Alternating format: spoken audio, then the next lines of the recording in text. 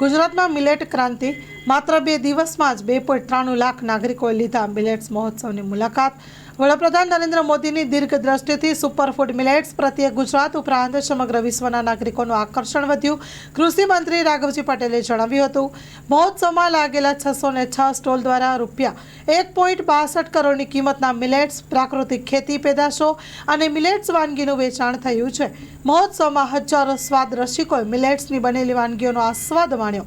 અમદાવાદમાં 2 જ દિવસમાં સૌથી વધુ ₹38 લાખનું વેચાણ થયું છે। મિલેટ્સ મહોત્સવ અને પ્રાકૃતિક ફાર્મર માર્કેટ 2025ના કાર્યક્રમનું આયોજન કરવામાં આવ્યું હતું, જે બહોળો પ્રતિસાદ મળતા સફળ બનાવ્યો છે કાર્યક્રમ।